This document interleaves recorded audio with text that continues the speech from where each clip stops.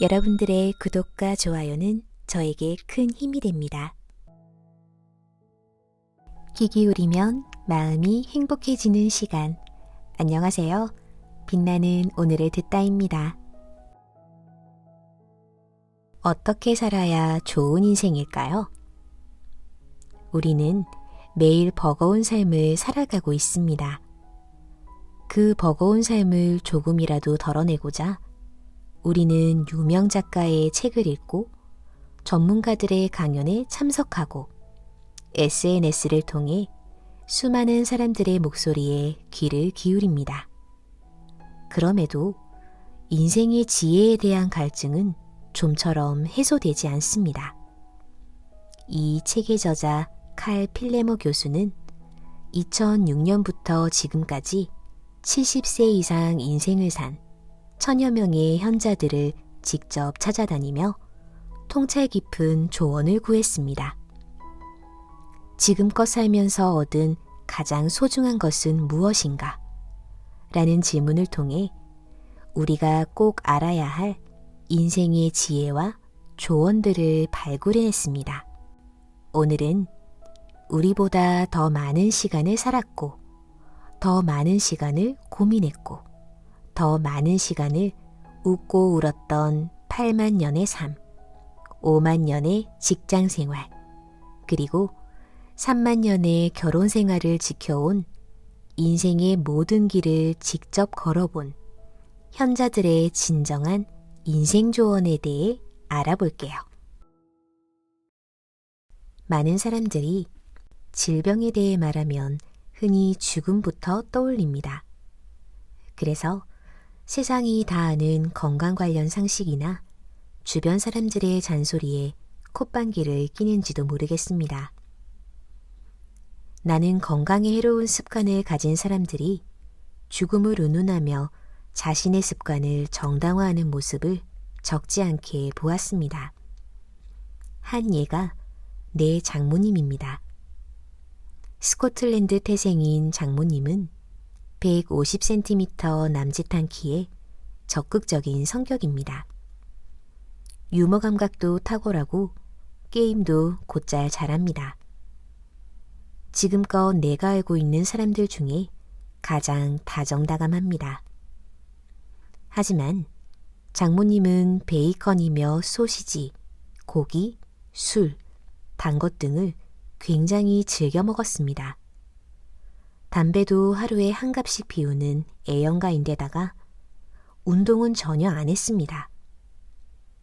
습관을 바꾸어야 한다는 말도 자주 했지만 소기에 경일기였습니다. 장모님은 그러한 습관들을 고스란히 즐기며 살 만큼 살면 되지 뭐 하는 말을 자주 했습니다. 장모님은 요즘 사람들이 죽음에 관해 지나치게 걱정을 많이 하며 그 때문에 매사에 지나치게 엄격하게 군다고 불만을 터뜨리곤 했습니다. 장모님뿐 아니라 비슷한 사례를 나는 숱하게 겪었습니다. 내 주변에 비만하거나 흡연자 혹은 운동을 전혀 하지 않는 사람들은 이런 말을 하곤 합니다.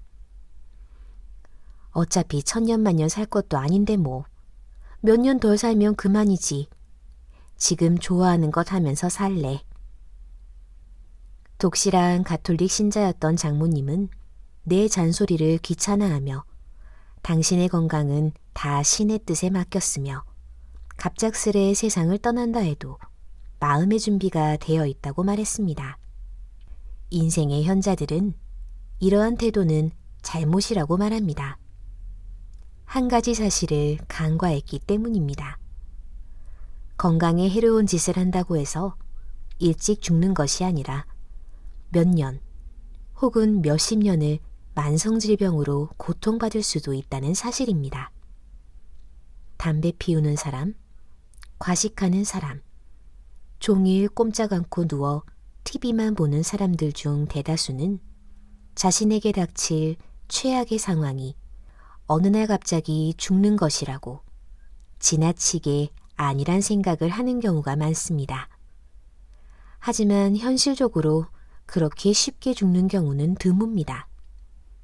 병은 쾌락의 이자라는 말이 있듯이 그렇게 살아온 사람들은 나날이 버거워지는 병의 무게를 짊어지고 살아야 합니다.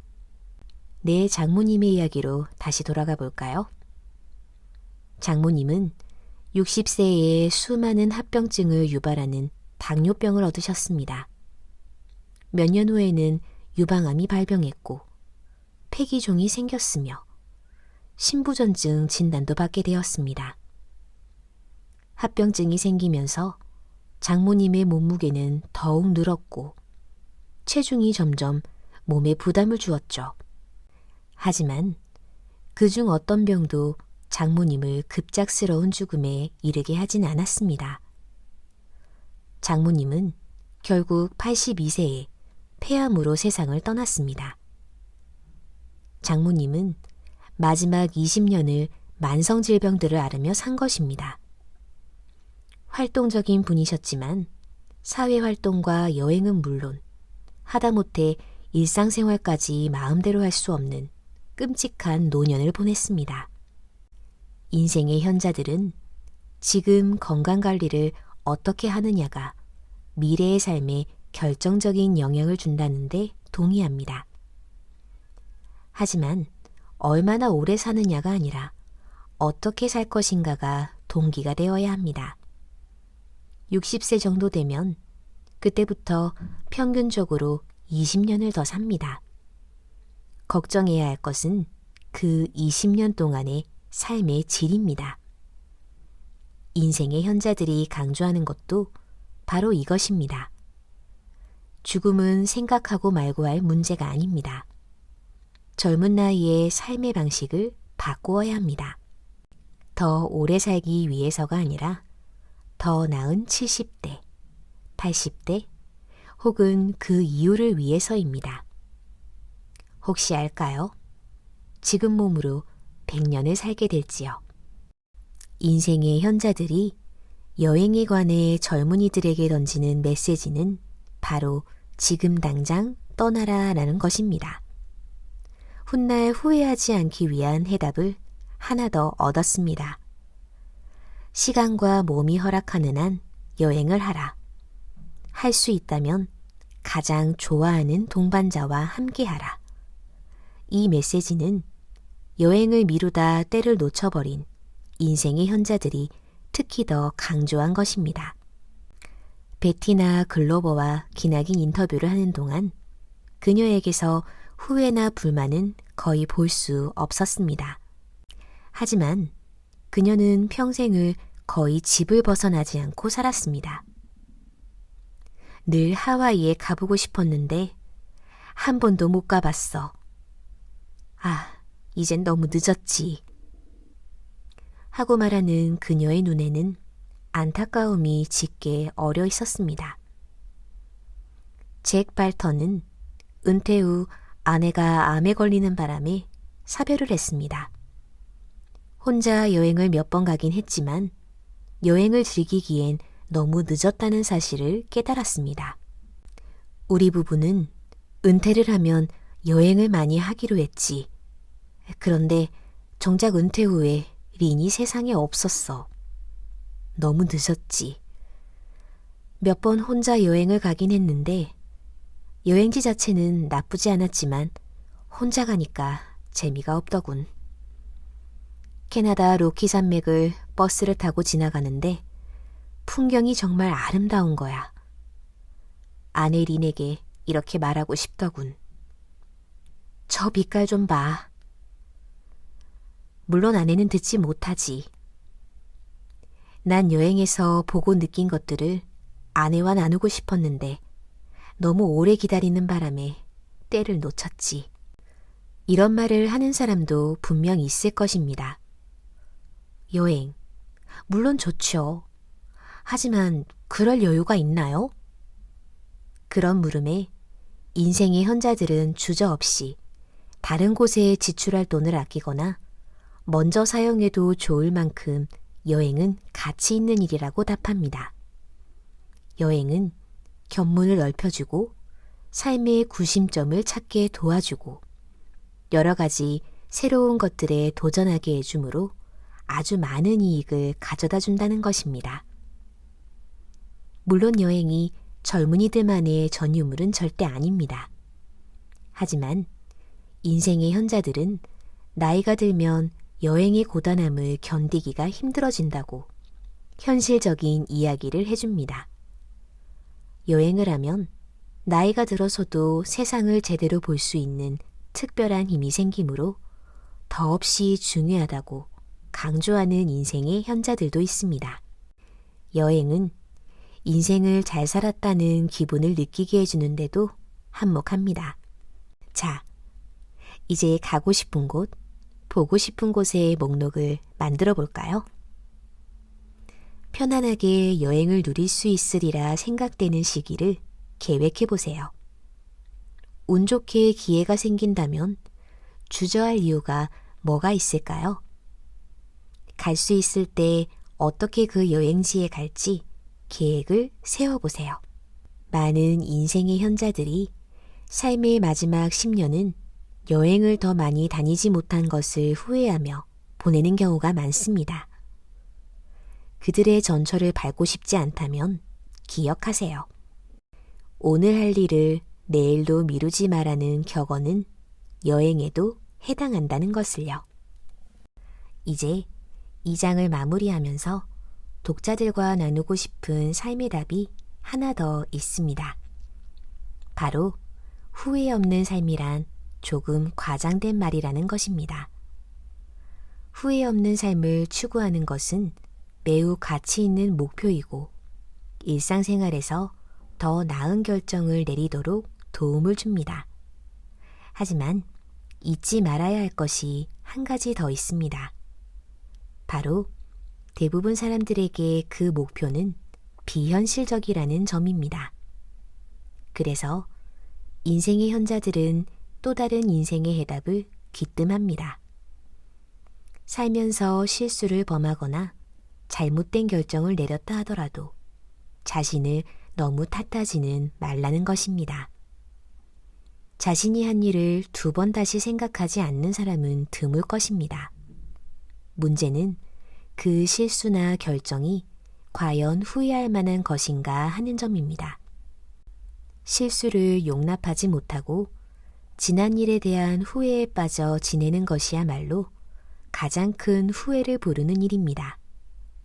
후회는 극복할 때 의미가 생깁니다. 앨리스 로세토는 후회를 극복하는 방법으로 자기 수용 연습을 권합니다. 내가 저질렀던 실수에서 배운 것이 있다면 바로 이미 일어난 일은 돌이킬 수 없다는 거야. 먼저 있는 그대로 자신을 인정해야 해. 나는 그게 참 힘들었어. 나는 조금만 더 열심히 노력하면 정말 모든 것을 제대로 완벽하게 할 수 있을 거라는 말을 끊임없이 들으며 자랐거든. 하지만 모든 일이 그렇지 않다는 사실을 받아들여야 할 때도 있었지. 그리고 반드시 그렇게 되지 않아도 괜찮아. 그게 바로 자기 수용이야. 한번 결정을 내리면 혹은 방향이 정해지면 뒤돌아보거나 예측한다고 해서 바꾸지 못해. 몇 년 전 누군가 내게 했던 이 말처럼 신발을 샀다면 옆 상점에서 파는 신발에는 눈길도 주지 마라. 마릴린 스티플러는 이렇게 말합니다. 자신에게 더 관대해지라고. 지난 일에 대한 죄책감에서 벗어나라고. 다른 사람을 다정하게 대해야 하듯이 자신에게도 다정해야 하네. 나는 걱정도 많고 기대도 많고 죄책감도 많은 집안에서 자랐어. 그런데 나이를 먹을수록 자신에게 관대해지고 자신을 소중하게 대접하는 것이 아주 중요하다는 것을 알게 되었다네. 사람들은 자신에게는 너무 가혹하게 굴거든. 자신에게 지나치게 엄정한 판단의 잣대를 들이대지는 마. 편안하게 생각해. 스스로를 좀 더 편하게 대해주라고. 인생의 현자들은 하나같이 말합니다. 나이가 들면 결국 자신을 용서해야 한다고. 한 번의 실수나 잘못된 결정으로 오랜 세월 후회를 짊어지고 왔다면 이제 그 후회를 내려놓으라고요. 더 나은 삶을 위한 길을 찾는 젊은이들에게 꼭 들려주고 싶은 삶의 지혜를 물었을 때 많은 인생의 현자들이 빼놓지 않고 한 대답은 바로 이것입니다. 걱정은 그만해라. 그들은 자신의 삶을 반추하며 몇 번이고 이렇게 말했습니다. 걱정 좀 덜하고 살걸. 혹은 온갖 걱정 다 하고 살았던 게 후회돼. 그리고 만약 지나온 삶을 다시 살 수 있다면 미래를 걱정하느라 전전긍긍하며 보냈던 시간들을 모두 되돌리고 싶다고 대답했습니다. 나 역시 인생의 현자들과 같은 생각을 뼈저리게 느낀 특별한 경험이 있습니다. 그때 난 30대 중반이었고 내 삶은 한창 절정에 달한 것 같았습니다. 좋은 대학에서 든든한 일자리도 마련했고 결혼도 했으며 사랑스러운 두 딸의 아버지가 되었습니다. 연구 능력도 인정받아 다른 대학에서 관련 강의를 하게 되었습니다. 그날 나는 학교 캠퍼스에서 조깅을 하며 즐거운 오후를 만끽하고 있었습니다. 공기는 선선하고 맑았으며 나뭇잎들은 형형색색으로 물들고 있었습니다. 3355 수업을 들으러 가는 학생들의 쾌활하고 싱그러운 웃음소리가 교정 곳곳에 퍼졌습니다. 행복한 기분에 푹 빠져 교정을 천천히 달리던 중 내 마음속에서는 36살의 나와 20살 초반의 내가 대화를 나누기 시작했습니다. 20살 초반의 나는 인간관계와 돈 문제, 진로 문제, 직업 전망 등에 대해 끝도 없이 걱정을 들어놓았습니다. 그도 그럴 것이 20대의 나는 50년 만에 불어닥친 최악의 불황 속에서 졸업을 해야 했습니다. 동기들과 나는 박사학위까지 받아놓고 고학력 택시 운전기사나 전화 상담원으로 사회생활을 마감하게 되는 것은 아닌지 불안에 차서 하루하루를 보냈습니다. 걱정에 차 있는 24세 나에게 36의 내가 말했습니다. 진정하고 그만 걱정해. 나는 24세의 나 자신이 미래를 걱정하느라 현재를 독살하고 있으며 진정으로 필요한 것은 자신을 믿고 걱정을 그만두는 것이라는 사실을 알기를 간절히 바랬습니다. 상상 속에서 나는 덜 성숙한 나 자신에게 이렇게 말했습니다. 자 봐, 다 괜찮잖아. 그런데도 너는 인생에서 중요한 시기의 대부분을 일어나지도 않는 일들을 걱정하느라 낭비하고 있어. 이날의 기억 덕분에 걱정을 그만두라는 인생의 현자들의 교훈이야말로 내게는 특히 절절하게 와닿았습니다. 이 문제에 관한 인생의 현자들의 조언은 단순하고 직접적입니다. 걱정은 소중한 삶을 무의미하게 낭비하는 것입니다. 더 큰 행복에 다가가는 가장 긍정적인 방법은 걱정을 줄이거나 아예 없애는 것입니다. 걱정은 즐겁고 만족스러운 삶에 불필요한 장애물일 뿐입니다. 평생을 경제적인 어려움과 싸우며 살아온 존 알론조는 말수가 적었습니다. 그는 내 질문에 2번 생각할 것도 없이 바로 이렇게 말했습니다. 걱정한다고 문제가 해결되거나 좋아질 거라고 생각하지 마. 절대 그렇지 않으니까. 그러니 걱정은 그만해. 그게 다였습니다. 발레리 암스트롱은 전직 의사로 심각한 문제에 빠진 사람을 많이 보아왔습니다. 그녀는 주제에서 한 걸음 더 나아갔습니다. 걱정하지 마세요. 변명도 필요 없습니다. 걱정하면 제대로 뭔가를 할 수도 없습니다. 건강에 대해 아무리 걱정해도 아무 소용 없습니다.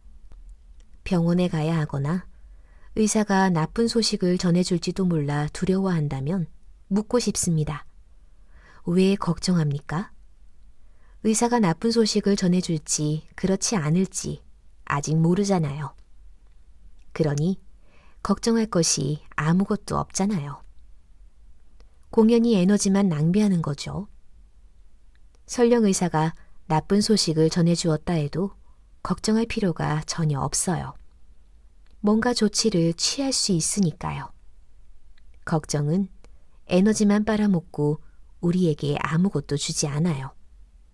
의사가 위험할 수도 있는 수술을 해야 한다고 말하면 정보를 모으고 이야기하고 결정하세요. 걱정은 전혀 필요 없습니다. 지금까지 결정하며 살아왔잖아요. 일어날 일은 일어나게 되어 있답니다. 제임스 호왕은 이렇게 말했습니다. 왜 걱정하는가? 나는 내 자신에게 묻곤 하지. 사사건건 잘못되면 어쩌나 하고 계속 걱정한다고 무엇이 얼마나 달라질까? 아무것도 달라지지 않는 사실을 깨닫고는 나는 말로 다 할 수 없는 해방감을 느꼈다네. 내가 알려주고 싶은 삶의 해답은 이거야. 다가올 것들을 걱정하느라 시간을 허비하지 말고 사랑하고 즐기는 모든 것들이 흘러들어오게 그냥 두어라. 앨리스 로세트는 풍요롭고 재미있게 살아온 삶을 회상하며 걱정하지 않고 살아야 하는 구체적인 이유를 들려주었습니다. 앨리스는 결혼한 지 60년이 지났고 여전히 일을 하는 92세 남편이 있습니다. 4자녀의 어머니인 그녀는 오랫동안 마약과 알코올에 중독된 사람들을 도왔습니다.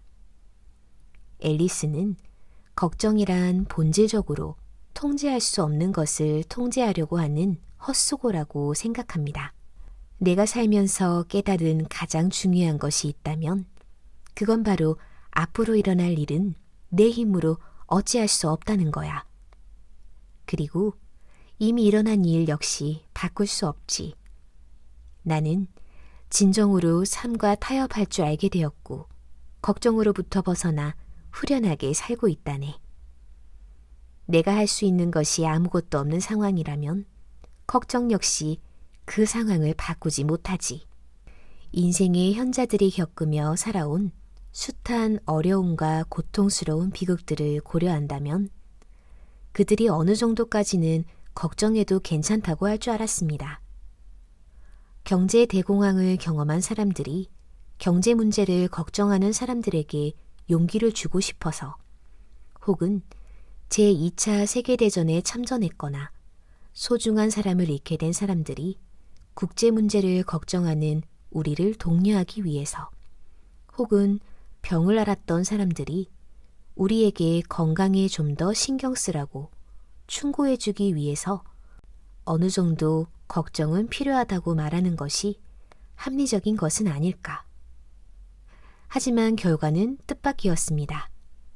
인생의 현자들은 걱정이란 우리의 일상을 좌절시키는 독이라고 말하며 우리 능력 안에서 바꿀 수 있는 모든 것을 바꾸라고 충고합니다. 인생의 현자들은 시간이야말로 우리에게 가장 소중한 자원이며 걱정은 시간 낭비일 뿐이라고 잘라 말합니다. 노후에 걱정하느라 낭비한 시간들을 되돌려받고 싶다며 아쉬워하지 않으려면 어떻게 해야 할까요? 아마 걱정은 독이라는 메시지를 끊임없이 상기하는 것만으로도 우리의 일상이 달라질 것입니다. 오늘은 내가 알고 있는 걸 당신도 알게 된다면 이라는 책과 함께 있는데요.